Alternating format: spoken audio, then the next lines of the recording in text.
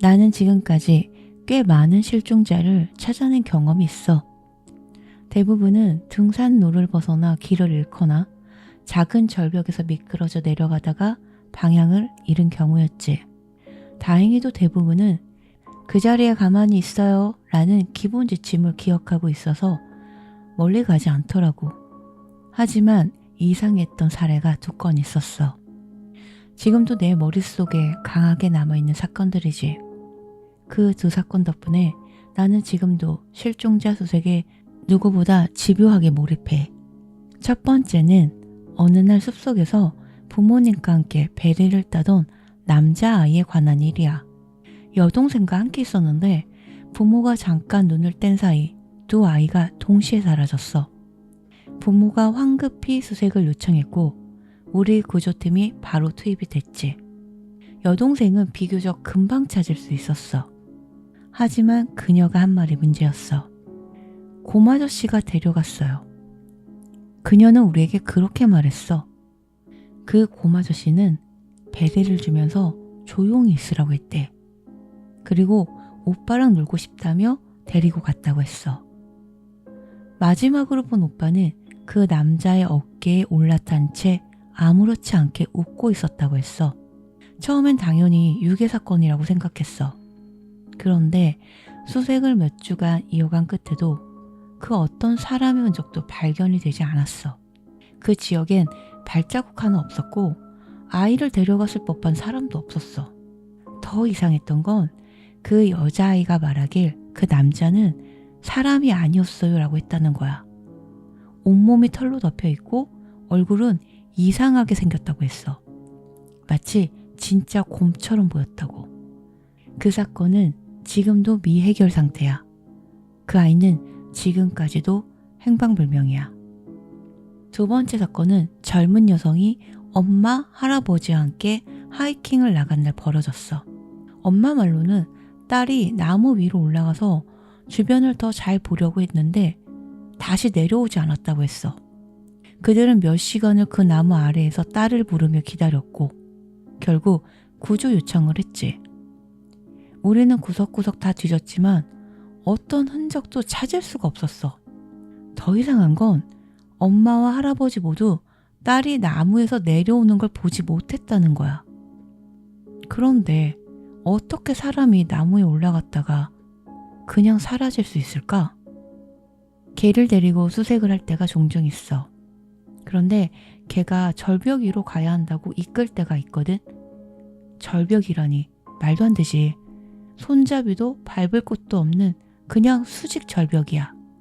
하지만 개는 확신에 찬 듯 그쪽으로 가자고 해. 그런데 이상하게도 그런 경우에는 실종자가 그 절벽 건너편에서 발견이 되거나 완전히 엉뚱한 곳에서 발견되기도 해. 설명은 할 수 없지만 뭔가 이상하지? 가장 슬펐던 사건은 9살 여자아이의 시신을 수습하던 날이었어. 아이와 가족이 함께 걷던 중 아이가 빌탈길에서 미끄러졌고 나무 줄기에 몸이 찔린 채 숨졌지. 완전히 불의의 사고였어. 그런데 엄마가 아이의 시신이 실린 가방을 보는 순간 그녀는 그 자리에서 무너져 내렸어. 말로 형용할 수 없는 심장을 찢는 듯한 울부짖음이었지. 마치 그녀의 삶 전체가 그 순간 끝난 것 같았어. 몇 주 후 그 엄마가 스스로 생을 마감했다는 소식을 들었어. 그녀는 딸 없는 세상에서 살아갈 수가 없었던 거야. 또 다른 사건에선 내가 곰출몰 지역에 배치되어 다른 구조대원과 함께 실종자를 찾고 있었어. 실종자는 등반을 하다가 귀가하지 못한 남성이었지.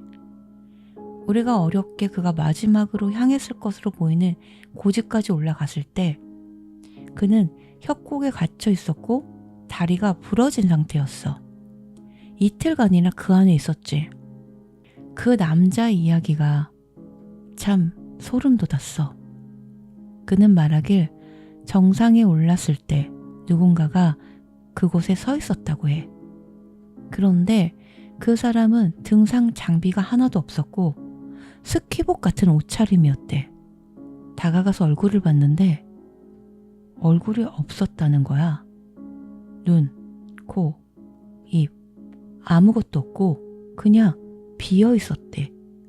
놀란 그는 허겁지겁 내려오다가 떨어졌고 그 뒤로 밤새도록 그 남자의 비명 같은 소리가 산에서 울려 퍼졌대. 그 소리를 들으며 그는 공포에 떨었다고 했어. 가장 무서웠던 경험은 실종된 젊은 여성을 찾던 날이야. 우리는 밤늦게까지 수색을 했고 결국 큰 썩은 통나무 아래에서 그녀를 발견했어. 신발도 가방도 없었고 전형적인 쇼크 상태였지. 다행히 다친 곳은 없었고 우리는 그녀를 데리고 기지로 향했어. 그런데 걸어가던 중 그녀가 계속 뒤를 돌아보면서 묻는 거야. 그 까만 눈을 가진 큰 남자가 따라오고 있어요? 우린 아무것도 못 봤어. 그냥 충격으로 인해서 환각이겠거니 했지. 하지만 기지에 가까워질수록 그녀는 점점 더 불안해졌어. 아, 그 사람이 자꾸 표정을 지어요. 말 좀 해줘요. 그만하라고. 그리고 그녀는 숲을 향해 소리쳤어. 야, 나 안 따라갈 거야. 저 사람들한테도 손대지 마. 결국 우리는 그녀를 진정시키고 걸음을 재촉했는데 주변에서 이상한 소리가 들리기 시작했어. 새소리 같으면서도 기계적인 벌레 울음 같은 소리였지. 그때 그녀가 내 어깨를 툭 치더니 말했어. 그 사람이요. 목에 있는 흉터 보기 싫대요. 빨리 가려요. 내 목 뒤에는 아주 작은 흉터가 하나 있어. 셔츠에 가려져서 보이기도 힘든데 어떻게 알았는지. 그 말을 듣자마자 바로 귀 옆에서 그 이상한 기침 소리가 들렸어. 나는 완전히 얼어붙을 뻔했고 그녀를 데리고 달려서 기지로 돌아왔어. 그리고 마지막, 아마 이게 가장 이상한 이야기야.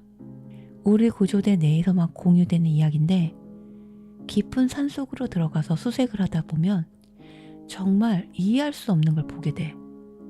바로 숲 가운데에 놓인 계단이야. 집 안에 있을 법한 나무 계단이 아무 이유 없이 숲에 놓여 있어. 30km 이상 떨어진 깊은 산속에 사람의 손길이라고는 없는 곳에 말이야. 처음엔 나도 물어봤지. 근데 다들 똑같이 말해. 그냥 무시해. 건드리지 마. 그 계단에 가까이 가지 말라는 경고는 무서울 정도였어. 지금은 그냥 그런 게 있다는 걸 받아들이게 됐어. 너무 자주 보이니까. 하지만 말이지, 가끔 그 계단 꼭대기에 누가 서 있는 것 같은 느낌이 들어. 그런데 위를 올려다보진 못하겠어. 왜일까?